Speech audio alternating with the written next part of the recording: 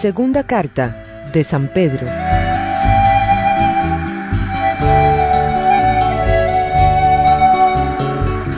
Segunda de San Pedro, capítulo 1. Simón Pedro, siervo y apóstol de Jesucristo, saluda a los que han llegado a tener una fe tan preciosa como la nuestra, porque nuestro Dios y Salvador Jesucristo es justo. Reciban abundancia de gracia y de paz mediante el conocimiento que tienen de Dios y de Jesús, nuestro Señor. Dios, por su poder, nos ha concedido todo lo que necesitamos para la vida y la devoción, al hacernos conocer a aquel que nos llamó por su propia grandeza y sus obras maravillosas. Por medio de estas cosas nos ha dado sus promesas, que son muy grandes y de mucho valor, para que por ellas lleguen ustedes a tener parte en la naturaleza de Dios y escapen de la corrupción que los malos deseos han traído al mundo. Y por esto deben esforzarse en añadir a su fe la buena conducta, a la buena conducta el entendimiento, al entendimiento el dominio propio, al dominio propio la paciencia, a la paciencia la devoción, a la devoción el afecto fraternal y al afecto fraternal el amor. Si ustedes poseen estas cosas y las desarrollan, ni su vida será inútil, ni habrán conocido en vano a nuestro Señor Jesucristo. Pero el que no las posee es como un ciego o corto de vista. Ha olvidado que fue limpiado de sus pecados pasados. Por eso, hermanos, ya que Dios los ha llamado y escogido, procuren que esto arraigue en ustedes, pues haciéndolo así nunca caerán. De ese modo se les abrirán de par en par las puertas del reino eterno de nuestro Señor y Salvador Jesucristo. Por eso les seguiré recordando siempre todo esto, aun cuando ya lo saben y permanecen firmes en la verdad que les han enseñado. Mientras yo viva, creo que estoy en el deber de llamarles la atención con estos consejos. Nuestro Señor Jesucristo me ha hecho saber que pronto habré de dejar esta vida, pero haré todo lo posible para que también después de mi muerte se acuerden ustedes de estas cosas. La enseñanza que les dimos sobre el poder y el regreso de nuestro Señor Jesucristo no consistía en cuentos inventados ingeniosamente, pues con nuestros propios ojos vimos al Señor en su grandeza. Lo vimos cuando Dios el Padre le dio honor y gloria, cuando la voz de Dios le habló de aquella gloriosa manera: Este es mi Hijo amado, a quien he elegido. Nosotros mismos oímos aquella voz que venía del cielo, pues estábamos con el Señor en el monte sagrado. Esto hace más seguro el mensaje de los profetas, el cual con toda razón toman ustedes en cuenta. Pues ese mensaje es como una lámpara que brilla en un lugar oscuro, hasta que el día amanezca y la estrella de la mañana salga para alumbrarles el corazón. Pero ante todo, tengan esto presente, que ninguna profecía de la Escritura es algo que uno pueda interpretar según el propio parecer, porque los profetas nunca hablaron por iniciativa humana. Al contrario, eran hombres que hablaban de parte de Dios, dirigidos por el Espíritu Santo.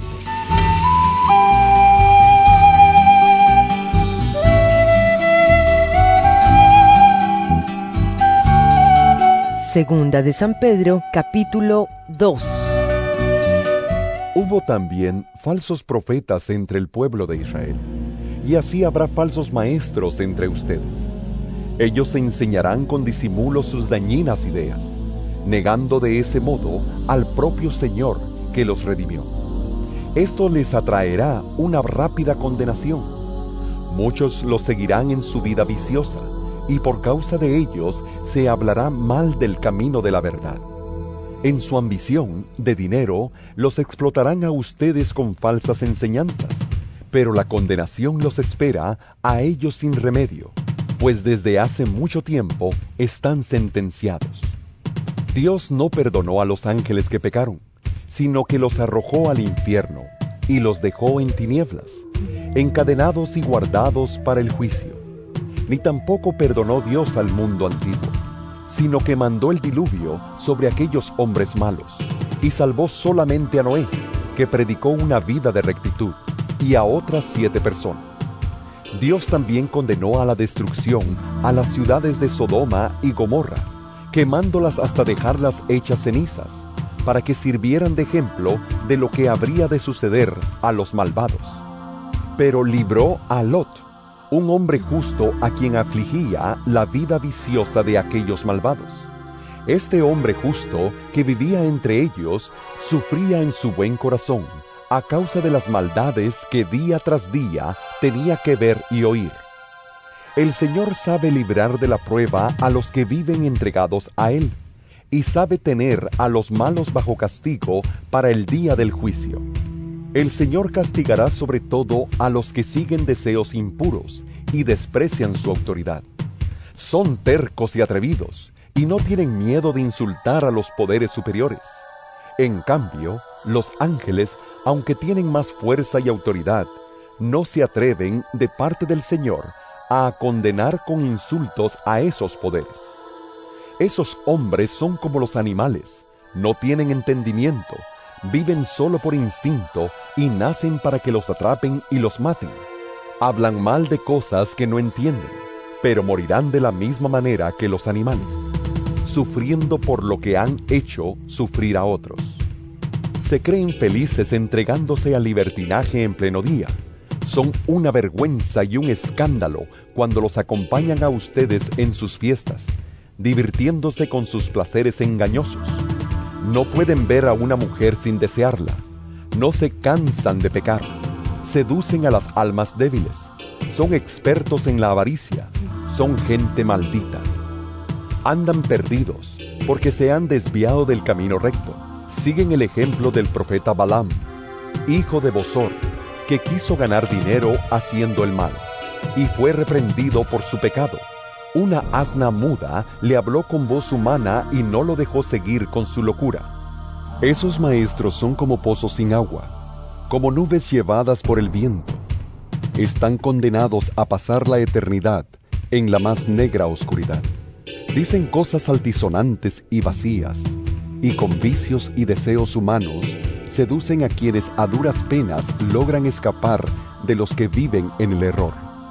Les prometen libertad, siendo ellos mismos esclavos de la corrupción, porque todo hombre es esclavo de aquello que lo ha dominado.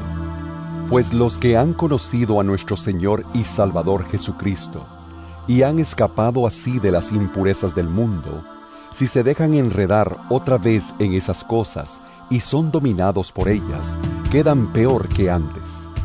Hubiera sido mejor para ellos no haber conocido el camino recto, que después de haberlo conocido, apartarse del santo mandamiento que les fue dado. Pero en ellos se ha cumplido la verdad de aquel dicho: el perro vuelve a su vómito. Y también lo de: la puerca recién bañada vuelve a revolcarse en el lodo.